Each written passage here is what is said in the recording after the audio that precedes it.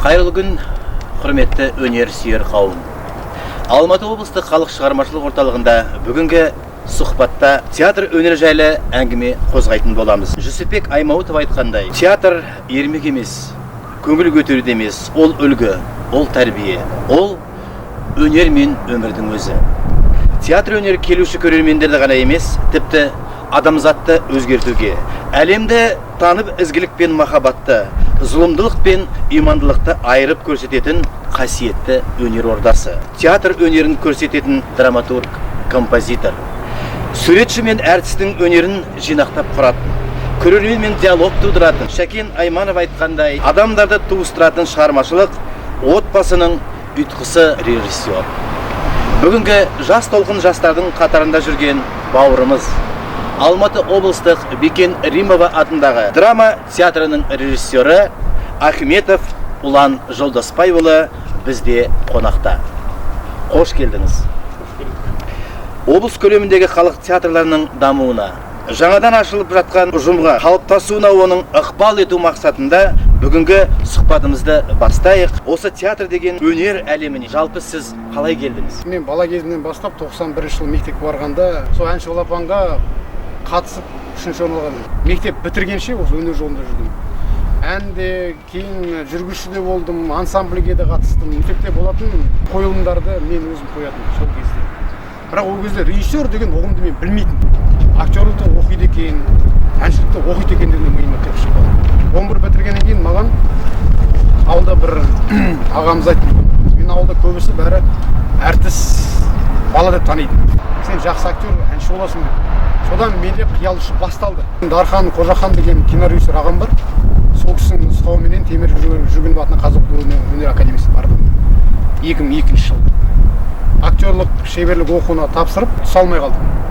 Содан 3 жыл қатарынан тапсырдым, 3 жыл қатарынан түсе алмадым. Одан кейін мен сол 2002-де Қазақфильмде жұмыс істедім, киностудияда. Сол істеп жүрген кезде режиссураға деген бір ой келді. Содан мен кинорежиссурына барғам. Болат Қалымбетовтің шеберханасына, Болат Қалымбетовтің кинорежиссер ағамыз бар. Содан кейін естідім, мынау Жанар Хаджиев деген кісі театр режиссурасына ашты деп. Экзаменге бір апта қалған. Мен да бүкіл құжатымды кинорежиссур өткізіп қойғам. Мен кинорежиссурына дайындалғам, театр режиссурының ештеңе білмеймін, мүлдем. Содан ойым өзгеріп, жаңа театр режиссурына бардым. Бірден допуск алдым.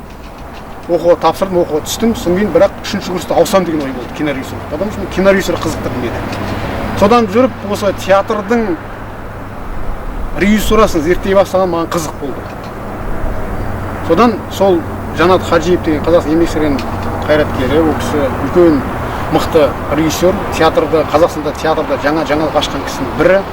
Ол кісіні бүкіл Қазақстан мойындайды. Ол кісіге мынандай атақ берілген, Қазақстан театрының абызы деген. Көз тірісі кезінде. 2010 жылы осы драма театрына, Бекен драма театрына диплом қорғауға келдім. Мұхаммед-Қали Хасенов ағамыздың Пай-пай жас жолдары деген комедиясын қойдым. Қайттан киноға кеттім. Өйткені кино мен жібермеді.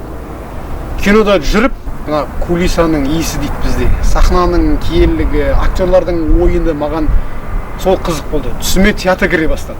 Кинодан қарағанда.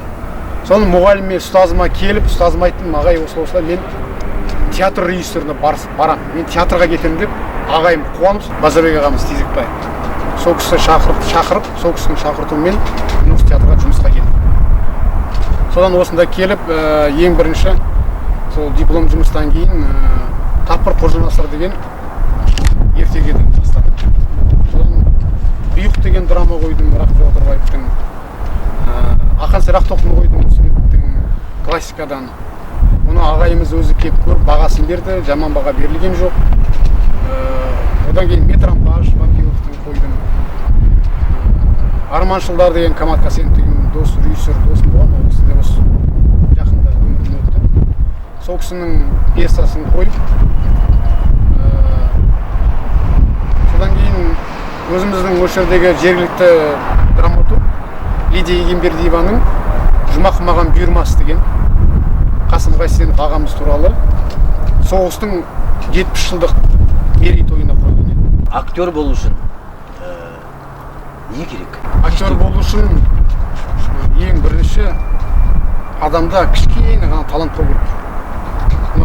бізде ұстаздар айтады, 1% талант, 99% ол еңбек және оқу. Бір актерді бір тұтамыз, соған еліктейміз. Мысалға Асанәлі аға сияқты болғысы келеді, Тұңғышбай ағамыз сияқты болғысы келеді, Меруерт Өтегешова сияқты болғысы келеді мысалға. Ол үлкен Бикен апамыз сияқты, Шәкен Айманов сияқты болғысы келеді. Сол кісілердің деңгейіне жету үшін міндетті түрде оқу қажет. Актер болу оңай мамандық емес, өйткені сен актер болу үшін сенің ішкі жан дүниеңде болу керек. Тобекке сондай бір қасиет болу керек деп есептеймін. Өйткені сен сахнаға шықсаң да, мына киноға, қазір камераның алдына келгенде де кейбір актерлар камераны сезінгенде сөзінді ұмытып қалуы мүмкін. Егер оқымаған актер болса, образ жасау дегенге қиналуы мүмкін. Ал егер де сіз оқыған кәсіби актер болсаңыз, сізде актерлік техника пайда болады. Сіз режиссердің айтқан мақсатын тез түсінесіз. Режиссердің тілін түсінесіз. Жазған сценаристің жаңағы берген кейіпкерді зерттей білесіз. Ол қандай кейіпкер саған беріліп тұрған, оны қалай шығару керек. Ол мысалға ол егерде жағымсыз кейіпкер болса, ол жағымсыз кейіпкерді қалай шығару керек. Жағымсыз кейіпкерді ойнау үшін оның жақсы жағын іздеу керек. Сонда сіз жағымсыз кейіпкерді жақсы ойнап алып шығасыз.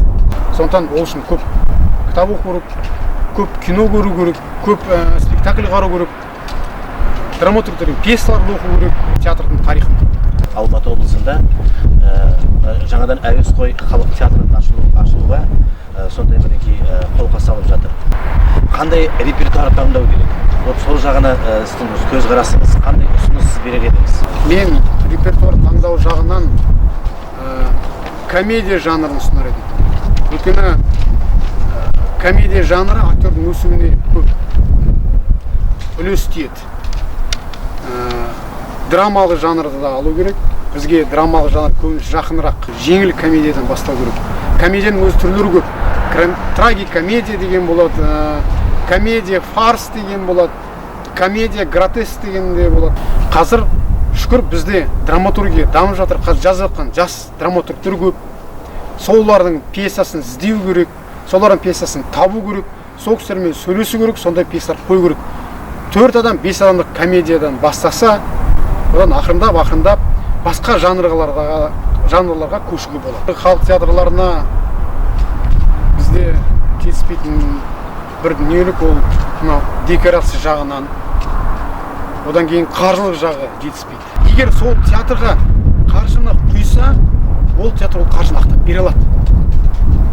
Ал біз көрермен келмейді деп кейде қынжыламыз. Мына Асанәлі ағаның мына бір сөзі маған, мен сол сөзін әлі күнге есімде, көрермен келеді деп келмейді деп жылама, көрерменді өзің келтіре біл дейді.